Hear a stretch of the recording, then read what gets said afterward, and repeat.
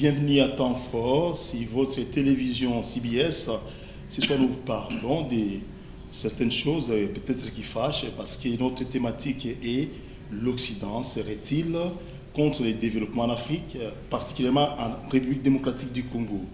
À cet effet, nous avons invité un éminent professeur, à l'occurrence Émile Bongili Yekelo Yarato, qui se trouve être ministre honoraire et vice-premier ministre honoraire.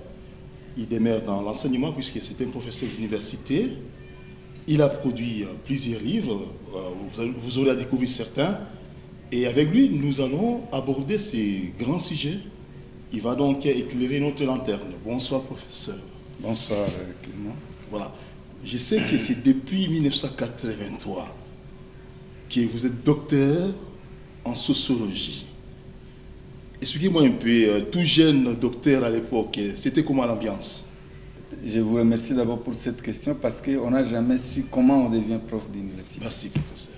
Il faut d'abord terminer avec une mention, la minimum distinction, et devenir assistant. Et un assistant, c'est comme si vous étiez en train de poursuivre les études. Donc ce sont des moments où on s'investit dans la lecture, dans les enquêtes, etc. Et avant donc d'arriver à défendre d'abord un mémoire de DS, diplôme d'études spéciales, et ensuite un doctorat. Et nous avions eu la chance, n'est-ce pas, de le faire rapidement durant notre jeunesse. Vous avez écrit plusieurs livres, dont l'Université contre le développement en République démocratique du Congo, à l'époque Zaïre. Vous avez aussi écrit le livre L'Occident, la mondialisation et les Congo-Kinshasa. Vous avez aussi écrit notre livre Éducation en République démocratique du Congo, fabrique des cerveaux inutiles. Rien que citer ces titres provocateurs, prof, vous avez voulu créer une sorte de polémique ou quoi? Bon, merci beaucoup. D'abord, la vie, c'est une polémique constante. C'est grâce à la polémique, pas polémique telle que vous l'entendez ici, des polémiques, n'est-ce pas, qui vous instruisent, des polémiques qui enrichissent la réflexion, qui vous fait poser des questions, n'est-ce pas, sur votre être, comment évoluer, etc. Donc, il faut créer la polémique justement pour faire réfléchir les gens. Une façon de réveiller ou voilà, d'éveiller il faut la booster conscience. l'intelligence. Parce qu'un homme qui n'utilise pas son intelligence est un homme mort. Ce sont les Blancs, on peut dire ça, surtout votre génération, qui vous ont civilisé. D'ailleurs, votre thèse a été dirigée par un grand professeur, si je maîtrise bien les noms, Verhagen, excusez. Alors, naturellement, aujourd'hui, plusieurs scientifiques, voire d'autres catégories, disent que les Occidentaux ont torpillé la gestion de ces pays. Comment, professeur, ces Blancs-là qui vous ont aidé à être civilisés, à acquérir la connaissance, aujourd'hui, vous pensez qu'ils sont pour quelque chose, pour la mauvaise gestion ou la mauvaise gestion de la République démocratique du Congo? Pourquoi ces paradoxes? Pourquoi cette contradiction d'ailleurs? Vous dites déjà être civilisé, aider, etc., etc. C'est ça, c'est comme ça que certains Africains voient les choses. C'est comme ça que l'Occident veut que nous voyions les choses. Mais moi, je vais vous dire ceci, que l'Occident, nous sommes entrés en contact avec l'Occident depuis le 15e siècle, n'est-ce pas? Quand Diego Cao découvre pour eux l'embouchure du Congo, n'est-ce pas? Il découvre aussi un grand espace où peut se faire le commerce esclavagiste dont l'Occident avait besoin après la découverte de l'Amérique. Ce que vous avez appelé la traite des Noirs. Voilà, la traite a commencé et avec la traite, ils nous ont installé un système qui veut que nous soyons des producteurs de matières premières, brutes, et que eux les transforment, donc ils produisent des produits avec intelligence, valeur ajoutée, et nous consommons. N'est-ce pas? Et à partir de là, nous avons été inclus dans la mondialisation en position de faiblesse. Et cette faiblesse, quand on a aboli l'esclavagisme. On n'a pas aboli l'esclavagisme parce qu'on avait pitié des Noirs, mais on a aboli l'esclavagisme parce qu'on venait d'inventer la machine. On n'avait plus besoin, n'est-ce pas, d'esclaves. Le moteur, n'est-ce pas, la machine avait remplacé la force de l'homme. Et alors, comme la machine, l'industrialisation donc, avait besoin de matières premières qu'on trouvait hors Europe, il fallait maintenant apporter la colonisation. C'est-à-dire, un pays puissant vient avec les armes, avec tout, il s'impose sur un territoire, n'est-ce pas? Il prend possession et des ressources et des hommes, et vous comprenez que là, on formate les hommes, c'est-à-dire on prépare les hommes mentalement à servir ce système-là. Et après l'indépendance, n'est-ce pas, ils n'ont pas lâché, nous continuons avec le même système. Et c'est ce système-là qui fait qu'aujourd'hui, nous sommes de simples livreurs des matières premières, n'est-ce pas? Nous livrons les minerais de cuivre, nous livrons les bois en grumes, nous livrons, n'est-ce pas, tout tel que c'est fait, tel que la nature nous le donne, n'est-ce pas? Et alors nous sommes dépendants pour des produits finis. Alors, je vois souvent, il y a certains Congolais qui disent non, mais certains Africains en général, le blanc est parti depuis autant d'années, nous sommes indépendants, tout ça. Est-ce que nous sommes indépendants? Nous sommes indépendants sur le plan des statuts, mais sur le plan des faits, l'Occident est présent dans notre gestion quotidienne. Et vous allez voir, chaque fois qu'il y a eu un président africain qui a voulu travailler pour son peuple, n'est-ce pas, il a été liquidé. Comment est-ce qu'on peut continuer à douter que l'Occident n'intervient pas dans nos problèmes? D'ailleurs, vous voyez que chaque fois qu'il se passe un petit rien, ils sont les premiers à s'intéresser. Aujourd'hui, ils s'intéressent sur tous les problèmes du monde, n'est-ce pas? Ils ont créé des foyers de tension partout dans le monde. Et je me demande comment, n'est-ce pas, il y a des Congolais qui se posent encore des questions. Non, nous sommes depuis 60 ans indépendants. Nous ne sommes pas indépendants. Nous sommes dépendants. Et d'ailleurs, notre pays, je l'ai écrit dans un de mes livres, nous sommes un État bébé qui dépend en tout et pour tout de l'Occident. Quand nous voulons faire une réforme, ils sont là. Quand nous voulons faire ceci, ils sont là. Ils sont dans tous nos... dans tout le parcours. Donc, nous ne sommes pas encore indépendants. Et il faut provoquer, n'est-ce pas? Il faut provoquer le noir dans l'Africain, n'est-ce pas, dans son ménage, pour qu'il comprenne que le système qu'on a mis en place est un système qui ne peut jamais nous aider à sortir de cette situation. Et le Nigeria est en voie de remonter les ressources, etc. Le Nigeria a l'avantage d'avoir une grande population, n'est-ce pas? Et la remise en question au Nigeria, ce n'est pas comme dans nos pays, n'est-ce pas? Mais les Rwandais ici en face, on voit qu'il y a quand même un changement. Très bien. Justement, il faut qu'on parle des choses comme ça. D'abord, dire qu'il y a des pays occidentaux et des pays africains qui progressent, je ne pense pas. Aucun pays africain aujourd'hui ne peut prendre des initiatives quelconques sans l'aval de l'Occident. Professeur Rémy Bongeli, vous pesez bien vos... Oui, mais écoutez, vous parlez aussi... Est-ce que vous pesez bien vos mots, s'il vous plaît? C'est dur, ça. Mais je parle. Oui, allez-y. N'est-ce pas? Il n'y a aucune initiative que quelqu'un peut prendre ici de soi-même.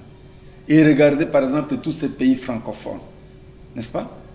Des pays qui produisent autant de tonnes qui l'uranium, qui le pétrole, etc., etc. Mais tous ces pays-là sont aujourd'hui, n'est-ce pas, bloqués par la France, avec le franc CFA, bloqués par le Fonds monétaire international, bloqués par la BAD. Donc toutes ces institutions financières internationales, ils n'ont jamais donné un conseil qui puisse propulser un pays, n'est-ce pas, à l'autodéveloppement. Ils conditionnent tout développement par leurs interventions. Or, leurs interventions ont toujours été catastrophiques. Ils n'ont jamais réussi quelque part. Et les pays qui réussissent, ce sont les pays où les dirigeants, n'est-ce pas, veulent voir les choses autrement. Et ici, chez nous en Afrique, tous les dirigeants qui ont voulu voir autrement les choses ont été éliminés. Sankara, Lumumba. Qu'est-ce que Lumumba avait fait? Il a tué qui? Il a volé quoi? Qu'est-ce que Sankara a fait? N'est-ce pas? On peut en citer d'autres, les Kadhafi, etc., etc. Donc, les pays asiatiques aujourd'hui, hein, dont on parle de l'émergence, mais ce sont des pays qui se sont révoltés contre cette domination, n'est-ce pas, occidentale, d'un Occident qui ne peut pas souhaiter qu'un autre pays puisse, n'est-ce pas, le dépasser. Regardez aujourd'hui, si vous suivez leurs émissions, ils ne parlent qu'en mal de la Chine. C'est comme si en Chine, il n'y avait que des cadavres partout. N'est-ce pas? Donc, il faut que nous comprenions quelque part que ou bien nous sommes des hommes et nous nous prenons au sérieux, ou bien alors nous acceptons d'être des bébés éternels. Le bébé là, n'est-ce pas, qui ne vit que par la volonté de sa mère. Et pour cela, et tant que nous sommes là, de ces parents donc, qui choisissent l'habit à porter, qui lui donnent à manger quand ils veulent, qui le soignent quand ils veulent, etc. Non, ça ne va pas. Il est temps, on peut encore pardonner à des générations passées, n'est-ce pas? Comment je peux appeler ça? Cette attitude, n'est-ce pas, de dépendance vis-à-vis du blanc. Mais les générations actuelles, vous devez changer. Mais professeur, vous devez comprendre que... Comment changer? Vous voulez les pousser, ces générations actuelles, à se révolter contre les Blancs? Vous connaissez l'histoire de Lumumba, vous connaissez l'histoire de Mosé, les Kadhafi, quand on se révolte à un temps record comme ça, on vous La révolution commence par le cerveau, n'est-ce pas? Le cerveau d'abord. Que vous compreniez d'abord que nous ne pouvons rien avoir de ces gens. Il faut le comprendre. N'est-ce pas? Il ne faut pas... ce sont eux qui transforment nos matières premières, professeur. Écoutez, est-ce que nous ne pouvons pas les transformer nous-mêmes? Et pourquoi pas? Parce qu'ils ont des cerveaux, le même cerveau que nous. Pourquoi nous ne pouvons pas faire ça nous-mêmes? Est-ce que nous sommes obligés d'importer les cure-dents? Est-ce que nous sommes obligés d'importer les meubles dans ces pays du bois? Est-ce que nous sommes obligés d'importer les bijoux alors que nous, qui avons l'or, qui avons les diamants, nous pouvons vendre les diamants? Nous pouvons exporter les diamants à l'extérieur. N'est-ce pas? Donc, il y a une série de questions là. Nous devons y réfléchir. Et il faut réfléchir sur le modèle même, le modèle culturel, le modèle économique du développement. Et comment nous allons nous organiser politiquement pour recouvrer notre indépendance. Professeur, pourquoi vous vous êtes posé la question éducation en RDC, fabrique de cerveau inutile, vous, professeur d'université? Vous avez enseigné pendant des décennies. C'est depuis 1983 que vous êtes docteur en thèse en sociologie.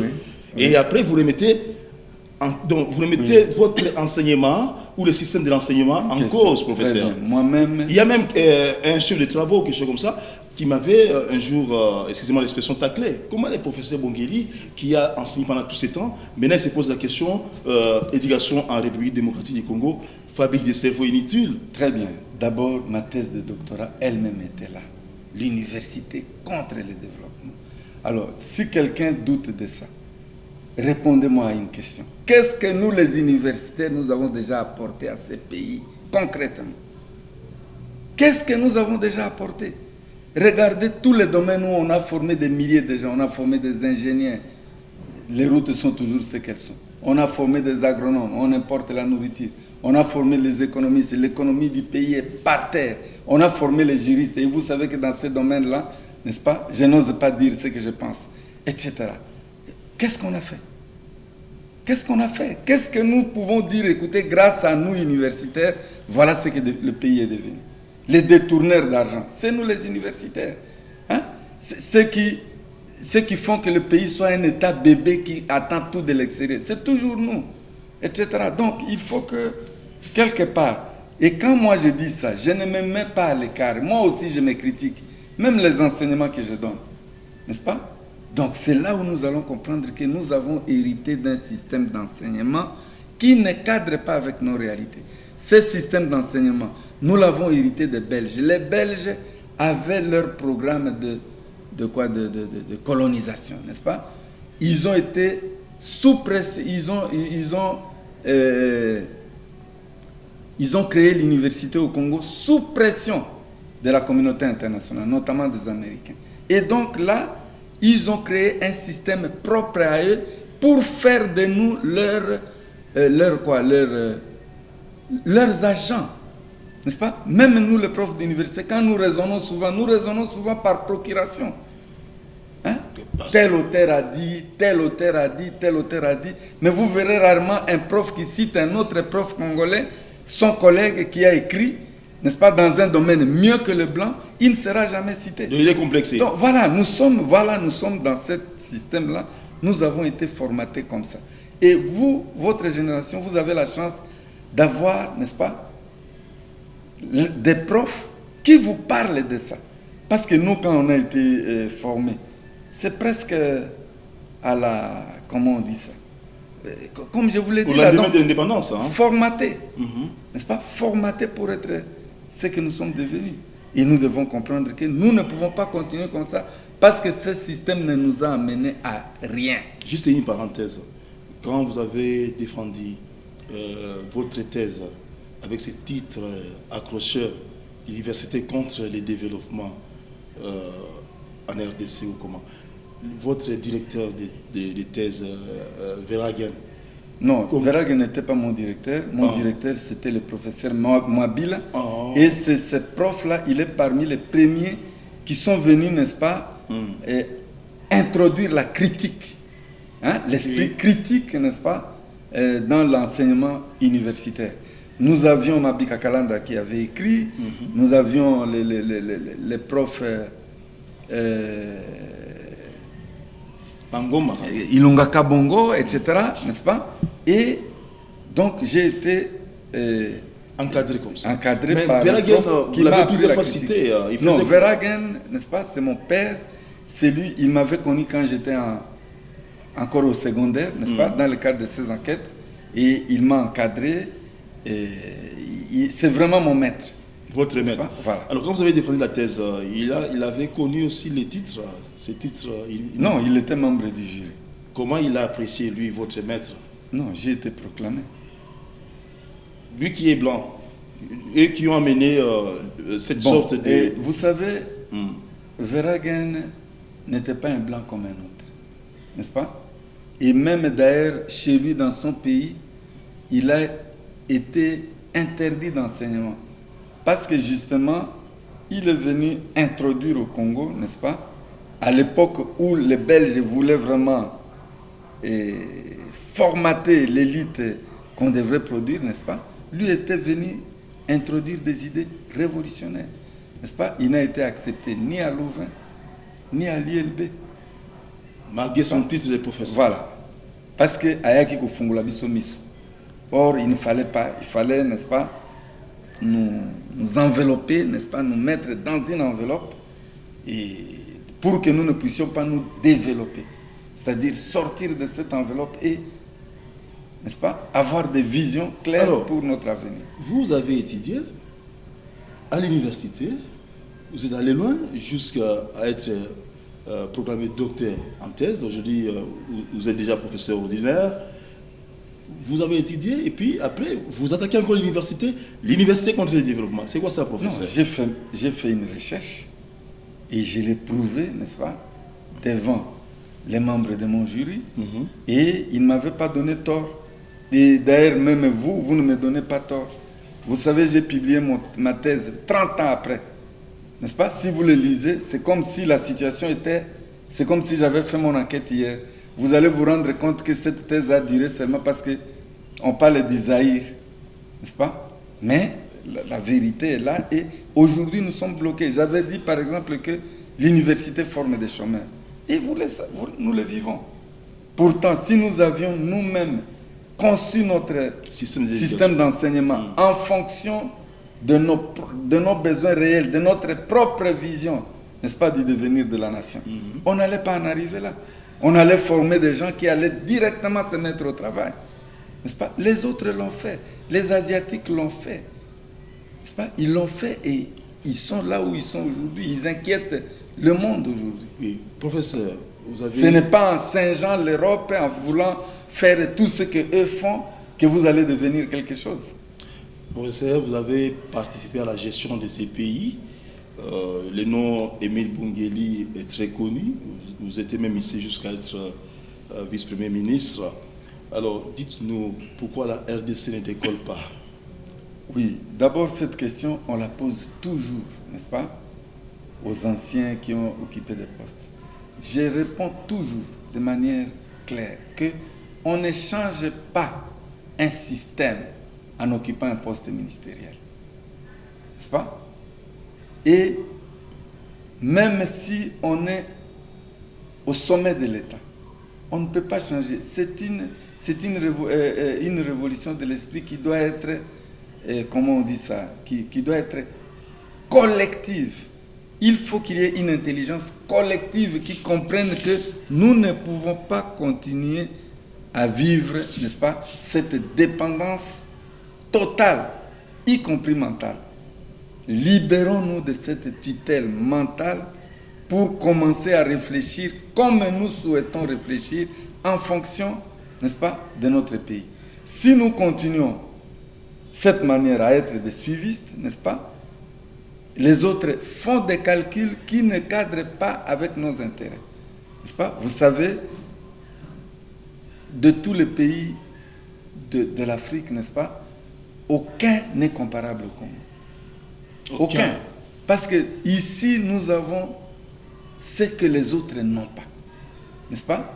Et nous, si nous avions des intelligences produites, n'est-ce pas, par nous, pour exploiter notre pays et l'emmener là où enfin là, selon notre vision commune, n'est-ce pas, nous allons être les premiers dans ce monde. Mais malheureusement, nous sommes pires que... Nous sommes comme si nous n'étions pas des hommes. N'est-ce pas? Nous nous comportons comme si nous n'étions pas des hommes. Pas la moindre réflexion. Or, ce qui fait la richesse d'un pays, ce n'est pas ce qui est enfoui sous le sol et dont nous ne maîtrisons d'ailleurs aucune technique pour, même pas pour extraire. N'est-ce pas? C'est l'intelligence, n'est-ce pas? C'est l'intelligence qui fait la capacité de l'homme à être un homme.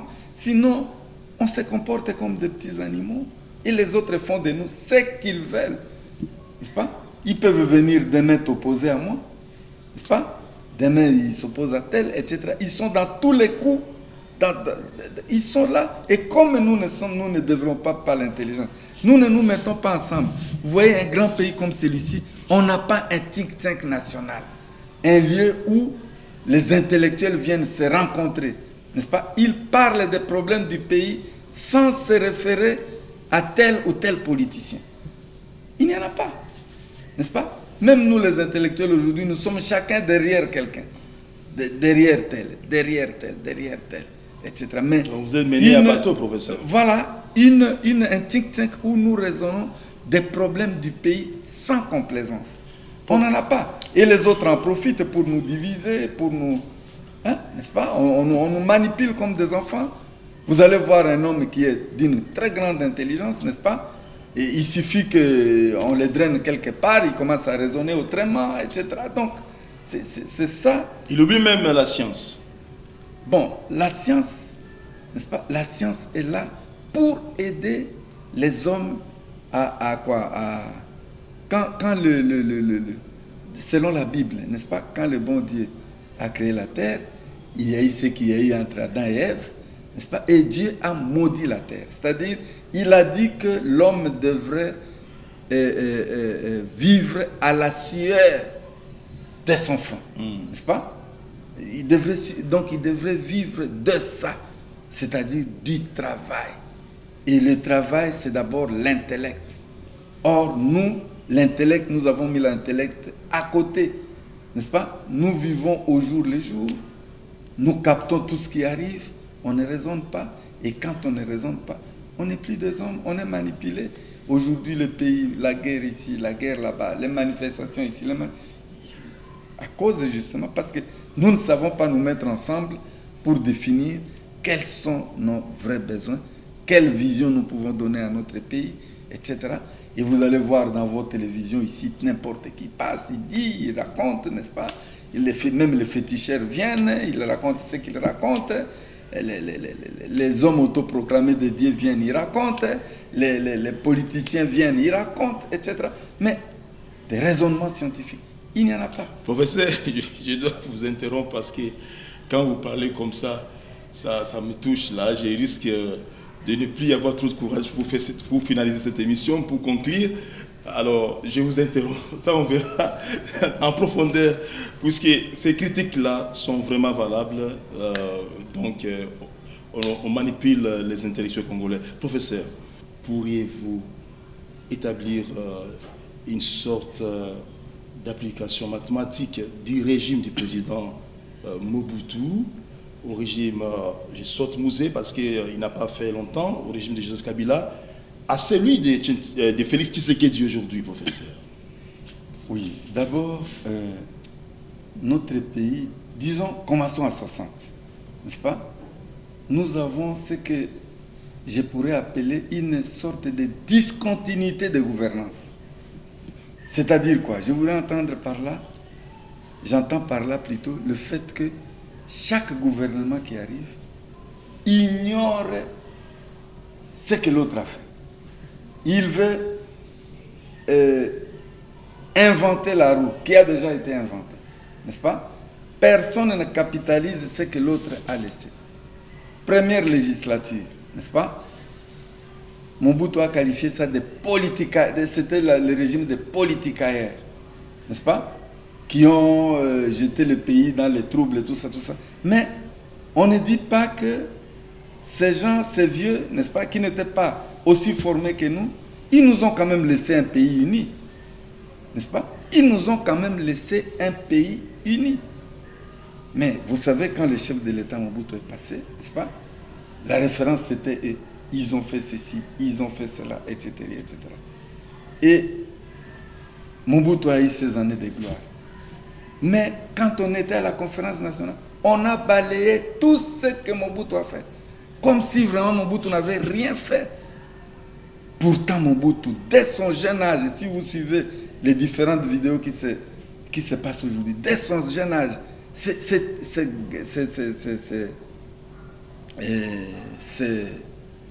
comment je dis, ce personnage, n'est-ce pas, de grande valeur. Mais il avait une vision pour ce pays. Mobutu avait une vision pour ce pays, n'est-ce pas?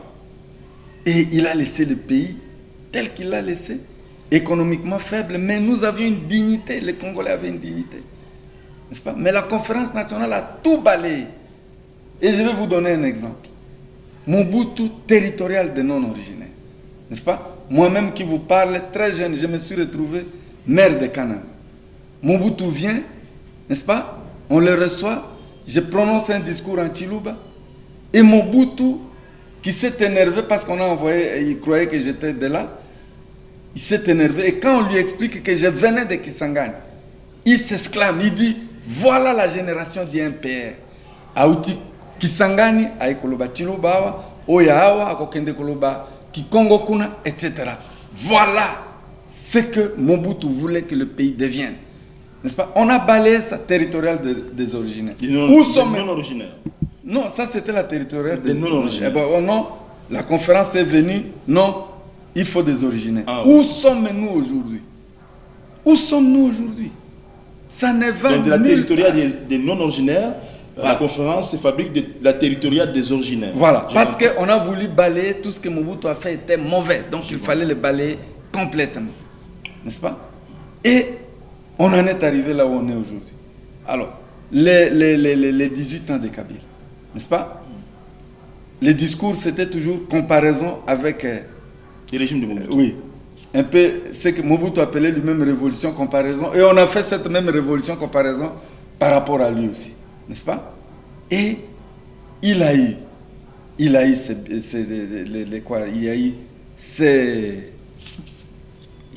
comment je dirais là, il y a eu des travaux que l'autre a fait, n'est-ce pas? Et il a laissé le pays, tel qu'il a laissé, n'est-ce pas? Parce que quand on juge Kabila, on ne dit pas d'abord comment il a trouvé le pays. Le pays était divisé. Ne fût-ce que ça qu'il a remis le pays, n'est-ce pas, ensemble. Non, vous ne verrez personne évoquer ça. N'est-ce pas? Il a amorcé les problèmes de construction de routes avec les 5 chantiers. Que l'Occident a combattu à mort les programmes de 5 chantiers.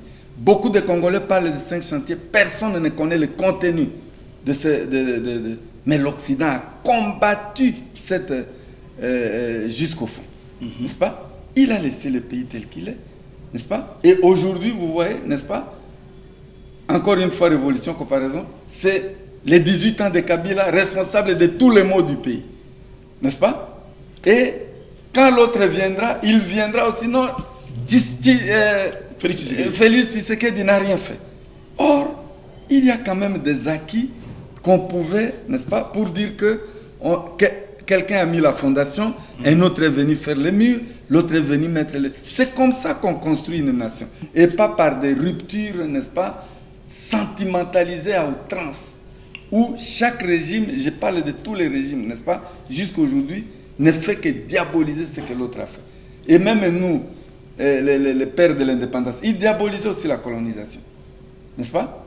Ils diabolisaient aussi la colonisation. Alors, comment nous allons progresser? Des ruptures en rupture. Des ruptures en rupture. Hein? En Donc, tout cas, professeur. Voilà, on ne fait que réinventer la roue et on ne veut pas profiter de la roue qui a déjà été inventée pour aller plus loin. En tout cas, professeur Émile Bongeli Yekelo Yato, vous avez éclairé la lanterne de beaucoup de Congolais, pourquoi pas même certains étrangers qui sont parmi nous, comprennent je dirais le Congo profond à partir de votre réflexion. Ce n'est qu'un numéro d'émission, comme on a évoqué là, pour spécifier quelque chose. C'est la télévision, on ne peut pas aller au-delà de notre matière, mais on a ramassé par-ci par-là d'autres matières. Voilà, avec le professeur Bongeli, ça ne serait pas la dernière fois. Il pourrait toujours nous revenir pour d'autres thématiques. Il a produit plusieurs livres. Un jour, j'aimerais qu'on puisse évoquer la RDC, un état bébé, en profondeur. Ça va nous aider. Pourquoi pas entrer dans l'enseignement quand il parle de l'éducation en RDC, il fabrique des cerveaux inutiles. Et les livres qu'il est en train de produire, dernièrement, vous avez produit un livre dont j'ai oublié un peu les noms, c'est par rapport à la sociologie, je pense. Oui. C'est quoi encore le titre? D'abord, il y a eu l'émergence par la science. L'émergence par la science. C'est-à-dire que nous ne pouvons pas nous développer, nous ne pouvons pas avancer si nous rejetons la science, si nous rejetons les réflexions, n'est-ce pas, utiles et utilisables pour notre pays. Et puis, j'ai écrit sur la sociologie politique, perspective africaine, comment nous les Congolais, nous devons voir la politique, même du monde. Voilà. Nous ne pouvons pas avoir le même regard que les autres. Parce que tel a écrit ceci, un occidental, quand il parle du monde, il parle autrement que nous. Il appartient à un pays du groupe des dominants. Et nous sommes dans la partie des pays dominés. C'est qui cherchent à se libérer, qui cherchent les statu quo. Eux peuvent vouloir les statu quo, mais nous, acceptons-nous d'être toujours les mêmes. N'est-ce pas? Donc faisons des sciences sociales une arme de combat. Parce qu'à partir des sciences sociales, nous allons comprendre le monde tel qu'il est régi et nous allons nous libérer. Voilà. Je rappelle que le professeur Bongeli, il est docteur en sociologie. Vous avez aimé la thématique l'Occident serait-il contre les développements en Afrique et cas d'espèce, c'est la RDC.